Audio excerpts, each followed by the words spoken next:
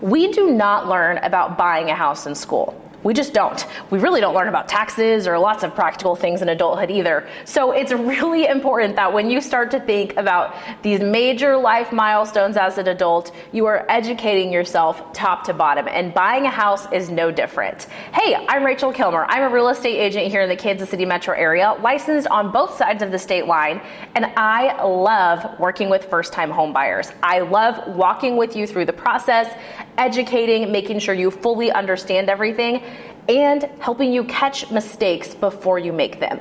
I see 3 main mistakes that lots and lots of first-time home buyers are making, and I'm going to share them with you right now so that you don't fall into this category in the future. Let's jump in.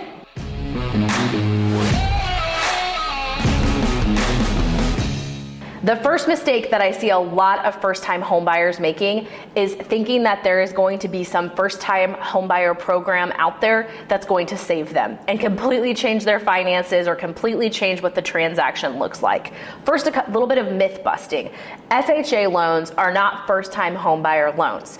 A lot of first-time home buyers use them, but they are not specifically for that. In fact, FHA means Federal Housing Authority. It does not mean first-time home buyer, which is what a lot of people think. So FHA may make the most sense for you, but it also may not. If you can qualify for a conventional loan, a lot of times that makes much more sense financially. However, there are times that it doesn't. I've had clients that could qualify for either conventional or FHA, and they went with FHA because it, for whatever reason, had a lower payment for them or less closing costs or something along those lines. So that is a myth that lots and lots of people believe. Another thing that you need to know is there are first-time homebuyer programs out there. They do exist, but most of them are income-based.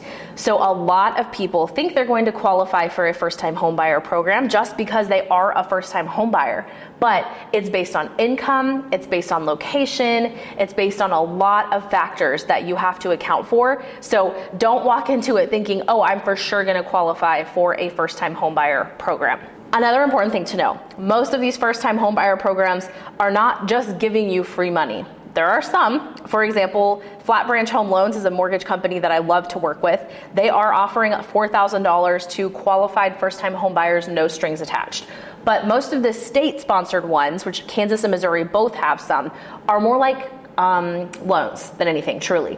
Most of the time they are giving you some money to buy a house, and then they forgive it if you stay for a certain period of time. So it's really important that you understand the fine print on what you're signing up for. The second big mistake that I see first-time homebuyers making is not accounting for DTI ratio. What the heck is DTI? That is debt to income ratio. That means the amount of money you make per month minus the amount of money you have to spend on payments and living expenses is your debt to income ratio. And this is really important because it's really hard to fix. So what this looks like is a lot of times I'll meet with a first-time home buyer that's like, great, I'm ready to buy a house, but I just bought a car last month. And then that payment is another $500 a month that takes away from your debt to income ratio. So think about your debt to income ratio.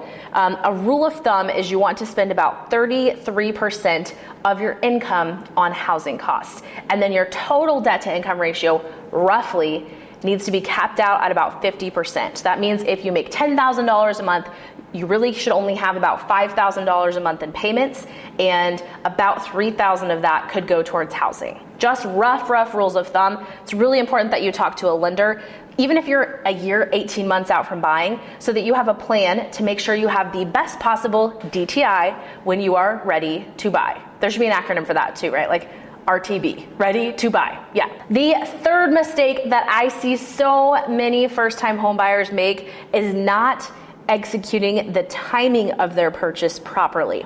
And what I mean by that is you probably are going to want to buy sooner rather than later.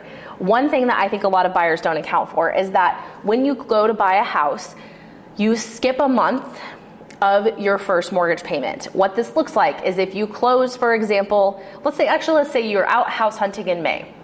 A standard contract is about 30 days. So let's say you put a contract on a house on May 15th to close on June 15th. That means your first payment on that house would not happen until August 1st. So you have a lot more runway between when you're looking at houses and your first payment than a lot of people realize. So if you are trying to time it with when your lease is up on a rental, then you want to back out like 4 or 5 months at least from when your lease ends to start looking at houses. Another thing that you can do to time your purchase to perfection is to focus on looking, if you really don't have any specific timeline in mind, look when the market ebbs and flows. So talk to a local agent about this, but I'll tell you right now, in Kansas City, there are 2 big windows where the market really tends to slow down. One is August, which surprises a lot of people because you think of summer as a great real estate time, but people are so busy with back to school, it's so hot, people are wrapping up last minute vacations. We see it slow down a lot in August, almost every year. And then again in December and January.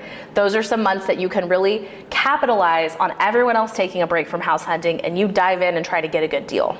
The last thing that you can do to time your purchase to perfection is to target homes that have been on the market more than a few days.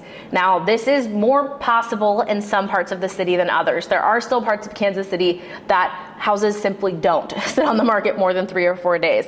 But in a lot of areas, if the sellers don't price it right, they will. And if you wait, just sit back and wait, let it go through those first few days on market, and then go look at the house, your odds of getting a deal go up a lot. You have the option to negotiate rather than competing against multiple offers. So those are some hot tips to time your purchase to perfection to avoid making the mistake that I see so many other first-time home buyers making. So yes, you want to avoid those 3 mistakes, but there are so many other little details to the home buying process. Who you hire to represent you truly matters. There's about 8,000 or so agents in the KC Metro, and only about 1,500 or so are selling more than 10 homes a year. So you definitely want to make sure you're hiring an agent that is selling consistently, has experience, and knows how to help you learn from other people's mistakes. I'd love to help you when the time comes. I have a full 70-page packet I go over with my first-time home buyers. Whether you're 18 months away from buying or 6 or even sooner, I would love to sit down.